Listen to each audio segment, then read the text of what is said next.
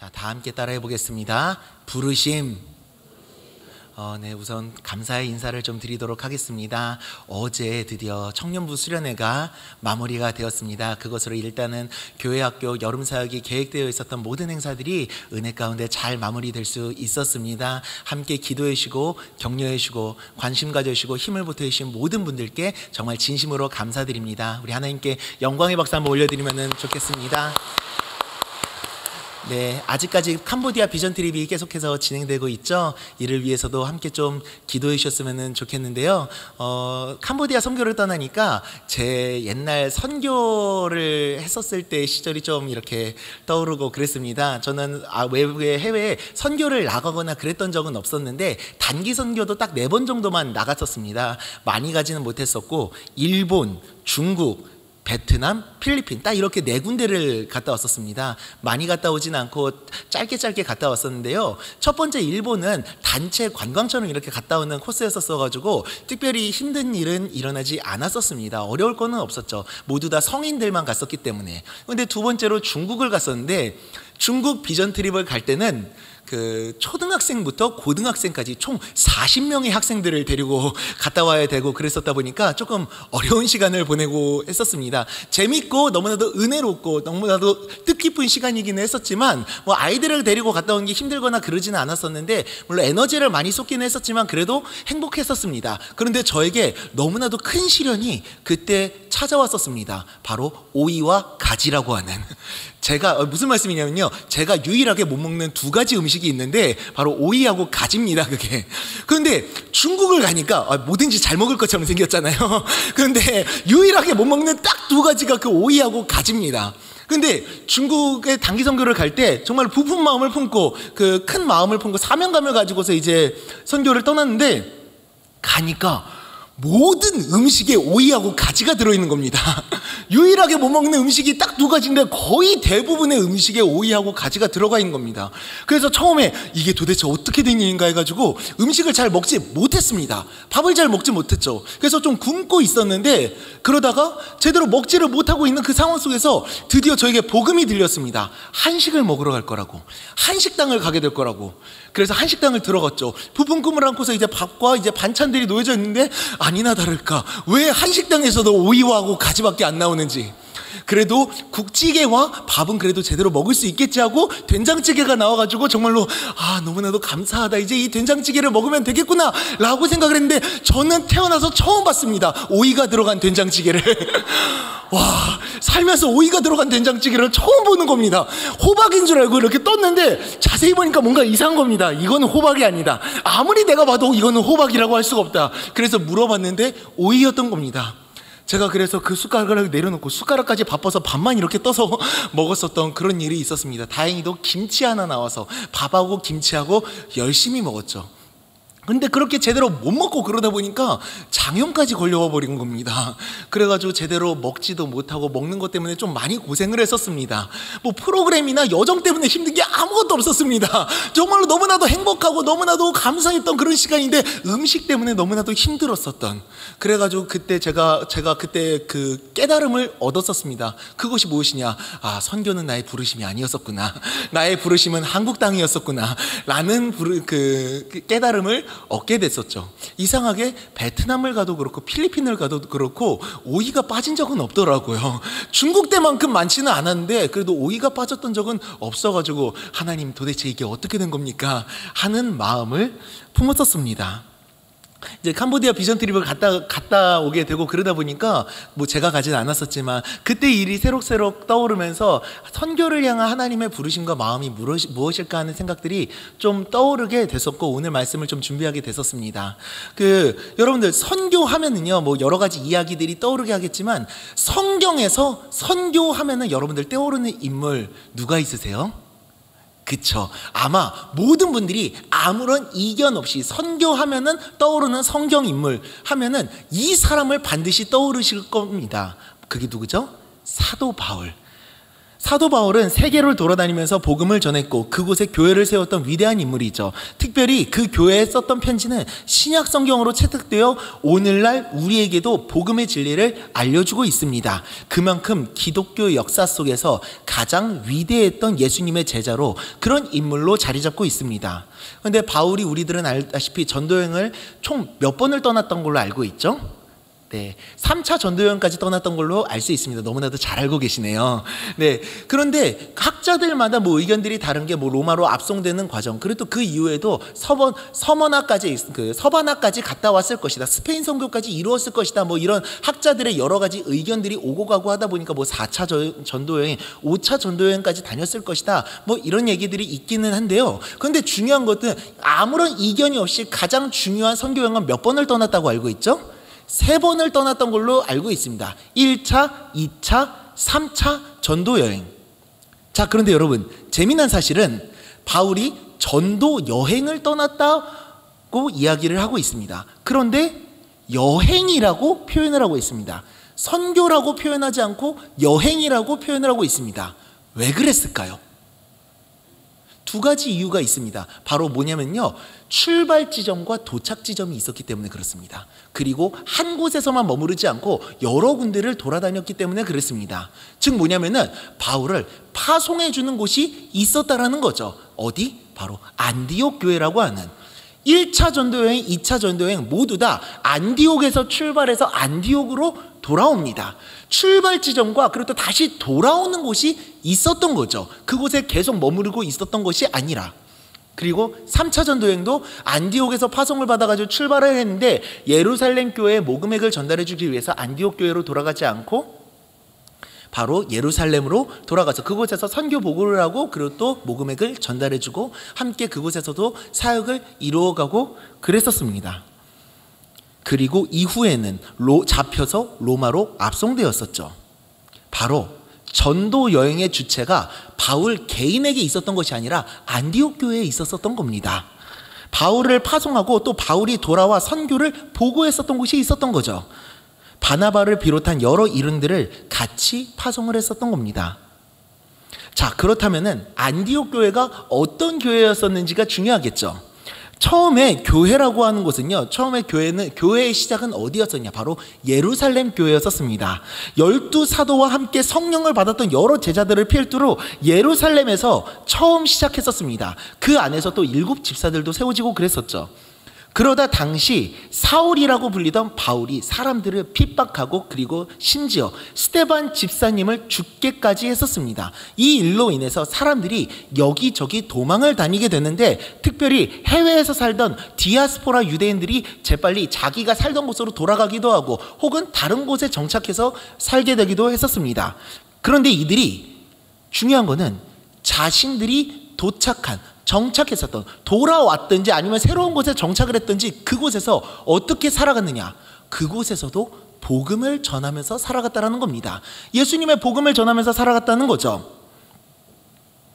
처음에는 동족이었던 유대인들에게만 전하고 그랬었는데 나중에는 그곳에 살고 있는 해외인들에게, 이방인들에게도 전하고 있었다는 겁니다. 그래서 많은 사람들이 복음을 듣고 예수 그리스도의 십자가의 복음을 듣고 예수님께로 돌아오게 되는, 하나님께로 돌아오게 되는 놀라운 일이 일어납니다. 그런데 이게 어떤 상황이었습니까? 그들이 무엇을 했다고요? 도망을 갔었습니다. 죽음의 위기로부터 간신히 벗어났고 죽음의 위기가 끝나지 않았을 수도 있는데 그 상황 속에서도 복음을 전하는 것을 멈추지 않았었던 겁니다. 죽음의 위협이 다가오고 있는 그 상황 속에서도. 그리고 그 열기가 가장 뜨거웠던 곳이 어디였냐? 바로 안디옥이었습니다. 그래서 안디옥에서도 믿는 사람들이 모이면서 교회가 세워지게 되고 그곳에서 처음으로 그리스도인이라고 그 사람들이 불리게 됩니다. 사도행전 11장 25절 26절입니다. 함께 읽겠습니다. 시작. 바나바가 사울을 찾으러 다소에 가서 만남에 안디옥에 데리고 와서 둘이 교회에 1년간 모여 있어 큰 무리를 가르쳤고 제자들이 안디옥에서 비로소 그리스도인이라 일컬음을 받게 되었더라. 아멘. 우리가 잘 아는 것처럼 안디옥에서 처음으로 그들이 그리스도인이라고, 그냥 일반 유대인들이 아니라 일반 유대인들과는 이들은 다르다, 그리스도라고 하는 사람을 따르는 사람이다. 예수라고 하는 사람을 그리스도로 믿고 따르는 사람들이다 라고 이렇게 부르기 시작했던 거죠.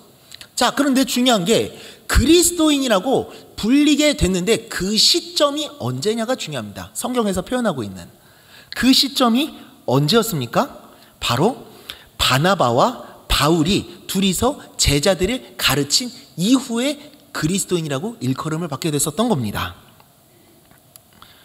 안디옥 교인들이 하나님을 섬기면서 세상을 섬기는 모습을 보면서 저 사람들이 다르다 하면서 그리스도인이라고 부르기 시작했는데 그 중심에 누가 있었던 겁니까?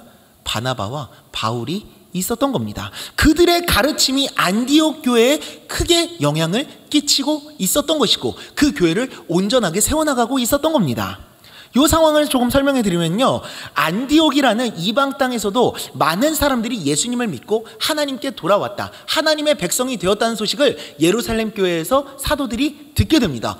그래?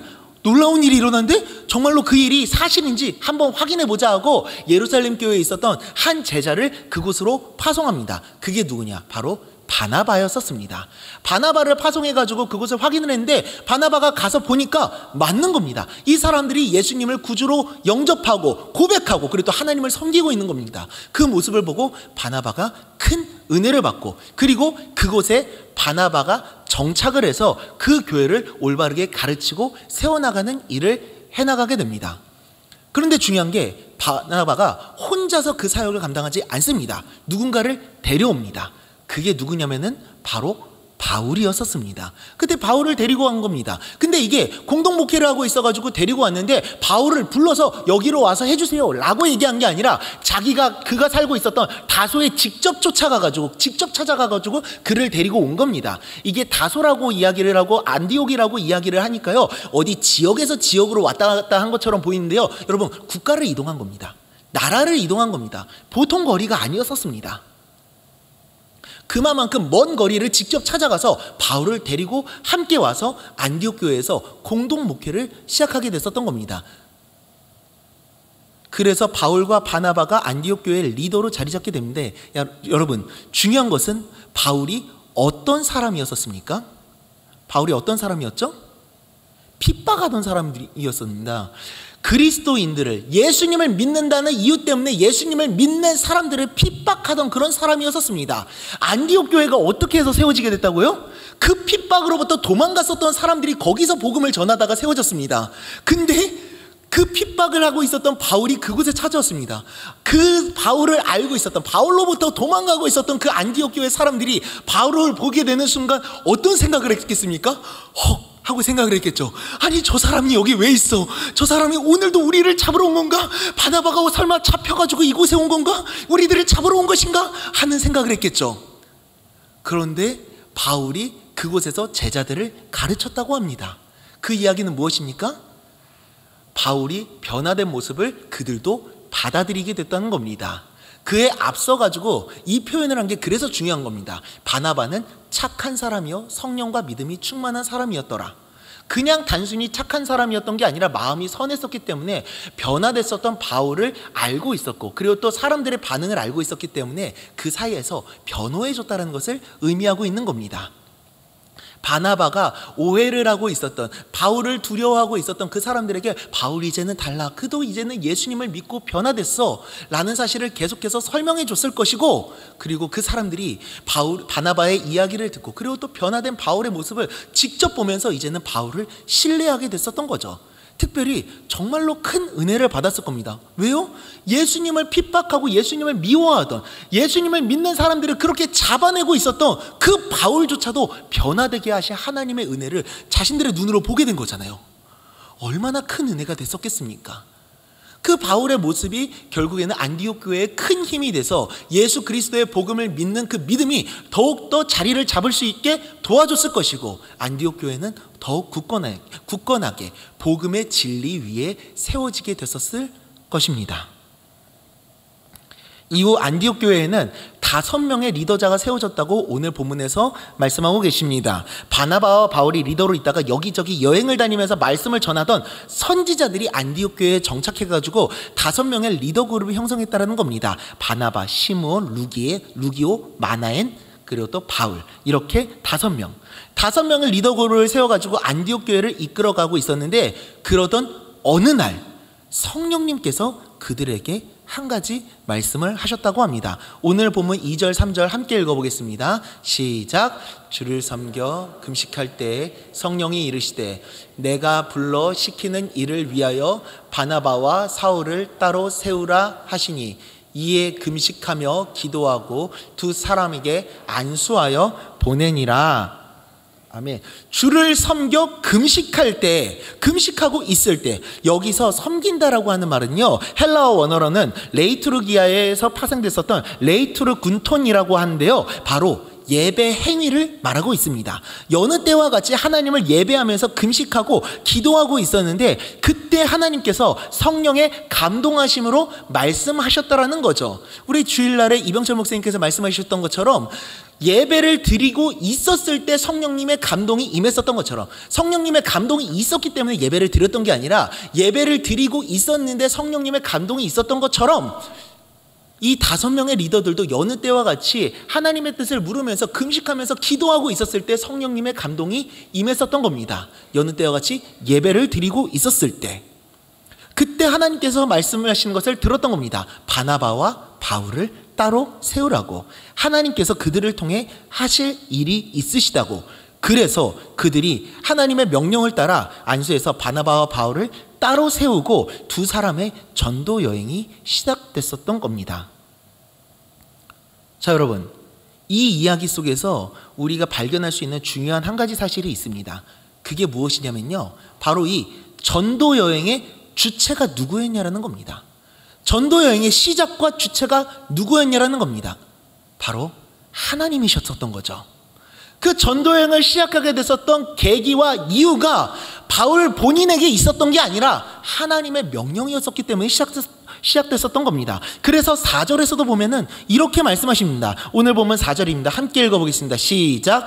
2 사람의 성령의 보내심을 받아 실루기아에 내려가 거기서 배 타고 구브로에 가서, 아멘, 성령의 보내심을 받았다. 그들이 자기들의 의지로 선교행을 떠나겠다라고 계획하고서 자기들이 출발을 했었던 게 아닙니다. 하나님께서 명령하셨기 때문에 성령의 보내심을 받아 출발했다고 말씀하십니다. 선교를 가겠습니다. 제가 이 땅 가운데 선교를 하면서 하나님께 영광을 돌리겠습니다 라고 먼저 이야기를 했던 게 아니었던 겁니다. 하나님의 명령이 먼저 있었던 겁니다.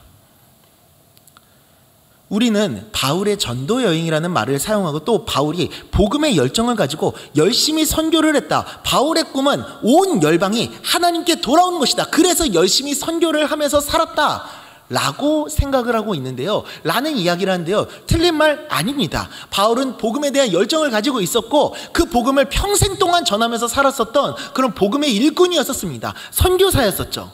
그런데 바울은요, 진짜 바울의 꿈은요, 단순히 복음이 전해지는 것, 그리고 또 자신이 선교를 떠난 것, 이거 자체가, 이런 어떤 자신의 행동이 자신의 꿈이 아니었었던 것을 오늘 본문을 보면은 알 수 있습니다. 바로 바울의 꿈은 다른 것이 아니라 하나님이셨었던 겁니다.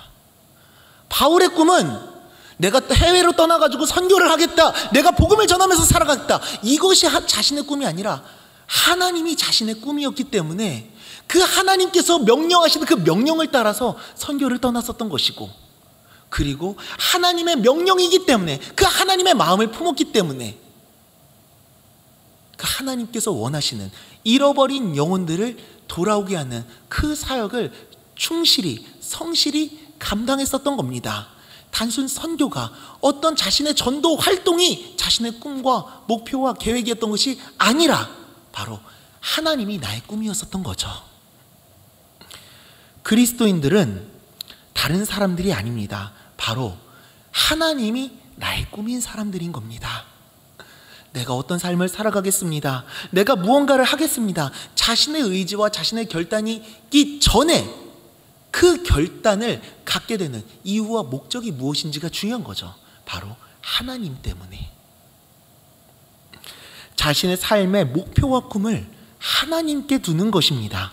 그래서 하나님께서 원하시는 뜻에 늘 순종하기 위해서 하나님의 뜻을 묻는 사람이고, 하나님의 뜻을 분별하는 사람이고, 자신의 마음과 계획까지도 하나님께 모두 맡겨드리고 하나님의 뜻을 따라 살아가는 사람들, 자신의 모든 삶의 방향과 목적이 하나님께 있는 사람들, 그렇게 삶의 방향과 목적을 하나님께 맞춰서 살아가는 삶을 무엇이라 부르냐? 바로 부르심이라고 부르는 겁니다. 우리는 보통 부르심이라는 말을 할 때 어떤 직분을 갖는 것, 그것도 어떤 직업을 갖는 것, 어떤 일을 하는 것을 종종 부르심이라고 이야기를 합니다. 목회자로서의 부르심, 장로 권사와 같은 직분자로서의 부르심, 그리고 직장인, 사업가, 변호사 등등 직업으로의 부르심 등등 어떤 타이틀을 우리가 보통 부르심이라고 사용할 때가 많은 것 같습니다. 하지만 그보다 더 앞서고 그보다 더 중요한 부르심은 바로 하나님의 사람으로서의 부르심인 겁니다. 내가 그리스도인으로 부르심을 받았다는, 하나님의 백성, 하나님의 사람으로 부르심을 받았다는 그 부르심이 더 중요한 겁니다. 내가 하나님의 사람으로 부르심을 받았기 때문에 내가 어떤 직업을 갖게 되든지 간에, 어떤 직분을 갖게 되든지 간에, 어떤 환경 속에서 살아가게 되든지 간에 그 환경과 직업과 그 모든 삶 속에서 하나님의 백성으로 살아가는 것, 하나님께서 원하시는 뜻을 이루어드리며 살아가는 것, 하나님이 나의 주님이시고 나는 하나님의 사람이기에 하나님을 위해서 살아가는 것, 그것이 바로 우리의 가장 첫째 되는 부르심인 줄 믿습니다. 할렐루야. 내가 어떤 직업을 갖고 어떤 직분을 갖고 어떤 환경에 있든지 그곳으로 나를 부르신 분이 하나님이시라는 사실을 믿음을 갖고, 그 믿음을 갖고 하나님께서 기뻐하시는 일을 하기 위해 노력하는 것이죠. 하나님께서 원하시는 뜻이 무엇인지를 날마다 묻고 분별하며 그 뜻에 순종하는 것을 삶의 우선순위로 삼는 것, 그것이 바로 우리들의 부르심인 줄 믿습니다. 교회라고 하는 것도요, 그래서 저는 우리가 다닌다라는 표현을 안 썼으면 좋겠다고 저는 그냥 혼자서 생각을 합니다. 교회는 우리가 다니는 곳이 아니라 우리가 부르심을 받은 곳이다 라고 저는 생각을 합니다. 우리가 부르심을 받은 곳, 나를 이 교회 공동체로 부르셨고, 그렇다면 이 교회 공동체 안에서 나를 통해 이루고자 하시는 뜻이 있겠죠. 그 뜻이 무엇인지는 날마다 묻고 분별하며 그 뜻을 이루기 위해서 이 교회 공동체 안에서 순종하는 마음으로 최선을 다해서 열심히 노력하는 것, 우리가 교회에서 맡고 있는 봉사라고 하는 것들도, 이유도 그 봉사의 이유가 모두 하나님께 있어야 되는 겁니다. 무엇을 맡느냐가 중요한 게 아니라 그것을 맡고 있는 이유가 자신에게 있는 것이 아니라 하나님께 있어야 되는 거죠. 제가 그래서 교사 선생님들께, 저희 고등부 선생님들께 늘 언제나 이렇게 말씀을 드리곤 합니다. 아이들이 예뻐서 교사를 하려고 해서는 안 됩니다. 아이들이 예뻐서 교사를 하려고 해서는 안 됩니다. 우리가 교사를 하려고 하는 이유는 다른 이유 때문이 아니라 바로 하나님 때문이어야 됩니다. 이 어린 영혼들에게 하나님의 사랑이 전해지기를 원하신다는 그 마음 때문에 우리가 교사를 해야 된다고. 설령 이 아이들이 예뻐 보이지 않는다고 하더라도, 이 아이들 때문에 힘들고 마음 상하는 일이 생긴다고 하더라도, 그럼에도 불구하고 이 아이들을 끝까지 포기하지 않으시는 그 하나님의 사랑의 마음 때문에 우리가 교사를 해야 되는 거라고 말씀을 드리곤 합니다. 제가 또한 저희 고등부 찬양팀 친구들, 제가 어느 부서를 맡게 되든지 간에 찬양팀 친구들을 훈련할 때, 그리고 찬양팀 담당 선생님들을 훈련할 때 이 사실을 늘 언제나 강조하면서 훈련하는 게 있습니다. 우리가 이렇게 찬양팀으로 존재하는 이유가 무엇 때문이냐? 다른 것 때문이 아니다. 바로 회중들을 위해서 존재하는 거다. 맡기는, 나를 위해서 한다? 아니, 그것도 맡기는 한데, 나의 즐거움과 나에게 은혜가 먼저 있어야 된다? 맡기는 한데, 그것보다도 가장 우선시 되어야 되는 게 바로 회중들이다. 왜냐하면은 회중들이 하나님께 찬양을 올려드릴 수 있도록 도와주는 역할을 우리에게 맡겨주신 것이기 때문에 그렇다. 그것이 바로 우리들을 향한 하나님의 부르심이다. 우리가 아무리 은혜를 받는 찬양이고 좋아하는 찬양이라도 해도 회중들이 모르면 그들이 익숙해질 수 있도록 반복해서 알려줘야 된다. 그 찬양이 그들의 고백이 될 수 있도록 도와주는 역할이라는 게 바로 우리들의 역할이다. 내가 좋아하지 않는다고 하더라도 회중들을 도와줄 수 있다면 그 찬양을 또한 선택할 수 있어야 된다.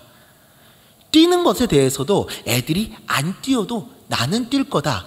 왜? 내가 뛴으로써, 내가 이 자리에서 하나님을 향해서 뛴으로써 하나님의 살아계심을 이 앞에 있는 회중들에게 선포하기를 원하기 때문에 회중들의 반응 때문에 내가 찬양하는 게 아니라 나의 반응을 통해서 회중들이 움직일 수 있도록 도와주는 게 바로 찬양팀의 역할이다 라고 이야기를 해주고 훈련을 해줍니다. 하나님은 우리의 음악이 아니라 그 헌신을 예배로 받으실 거라고. 잊지 말라고. 지금 저 아이들이 너희들 때문에 예배를 하고 있는 거라고. 그 부르심을 기억하고 자부심과 긍지를 가지고 오늘 예배하자 라고 이야기를 하면서 아이들을 훈련하고 가르칩니다. 우리들의 부르심은 늘 언제나 기억해야 됩니다. 나 자신에게만 있는 게 아니라 나를 통해서 일하고자 하시는 하나님께 있다라는 그 사실을, 우리들은 그 하나님의 뜻을 위해서 부르심을 받은 사람이라는 것을, 그래서 우리들의 고백과 우리들의 꿈과 우리들의 모든 삶의 방향과 목표와 그 삶의 길은 바로 하나님께 있어야 되는 줄 믿습니다. 할렐루야. 제가 이제 여름 사역이 이제 마무리가 되고 있었던 그 시점에서 저희 교육부 교역자들에게, 제가 이래봬도 교육부 총괄이다 보니까 네, 교육부 교역자들에게 이런 이야기를 했었습니다. 여름 사역 너무 수고 많았다고. 하지만 중요한 거는 성경학교와 수련회는 끝이 아니라 시작이지 않냐고. 끝이 아니라 시작이라고. 이 사역을 통해서 아이들의 마음에 하나님의 사랑과 말씀이 심겨지고 공동체가 세워진 데에서 그냥 끝나는 게 아니라 우리는 더 앞으로 나아가야 된다고. 부담스럽겠지만 각 부서에서는 끝났다고 생각하지 말고 앞으로 어떻게 아이들의 영혼을 더 열심히 목양하고 그 하나님의 사랑을 전할 수 있을지 계속해서 생각하고 고민하고 노력해달라 라고 이야기를 했었습니다. 성경학교를 하는 이유는 지금까지 여름사역의 은혜 가운데 너무나도 잘 진행됐고 너무나도 은혜롭고 행복한 시간이었었는데, 우리가 이 시간을 갖고 이 시간을 계획하는 이유는 다른 것 때문이 아니잖아요.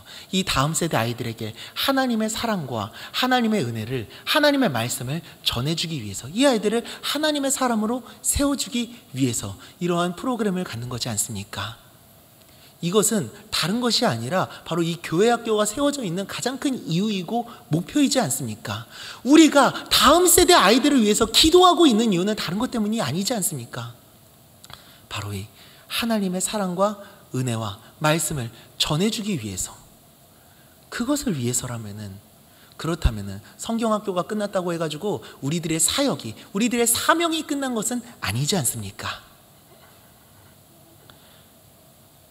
우리들은 계속해서 기도해야 되는 줄 믿습니다. 성경학교가 끝났다고 해가지고 기도를 멈추는 게 아니라 하나님의 사랑을 이 아이들에게 전해주기 위해서 교사들도 노력해야 될 것이고 교역자들도 노력해야 될 것이고 우리 모두가 이 기도를 멈춰서는 안 되는 줄 믿습니다. 바로 이 아이들을 향한 그 하나님 아버지의 마음이 있고 이 온 열방을 향한 하나님 아버지의 마음이 있기 때문에 우리들은 어떤 행사가 끝났다고 해가지고 우리들의 사명이 멈춰지는 것은 아님을 늘 언제나 생각하고 늘 언제나 그 하나님의 뜻이 이 땅 가운데 이루어지기를 위해서 늘 언제나 기도하고 노력하고 헌신해야 하는 줄 믿습니다. 빌립보서 3장 12절부터 14절까지입니다. 함께 읽어보겠습니다. 시작. 내가 이미 얻었다 함도 아니요 온전히 이루었다 함도 아니라 오직 내가 그리스도 예수께 잡힌 바 된 그것을 잡으려고 달려가노라. 형제들아, 나는 아직 내가 잡은 줄로 여기지 아니하고 오직 한 일, 즉 뒤에 있는 것은 잊어버리고 앞에 있는 것을 잡으려고 표대를 향하여 그리스도 예수 안에서 하나님이 위에서 부르신 부르심의 상을 위하여 달려가노라. 아멘. 사랑하는 여러분, 잊지 마시길 바랍니다. 우리들의 꿈은 다른 누구도 아닌 하나님이신 줄 믿습니다.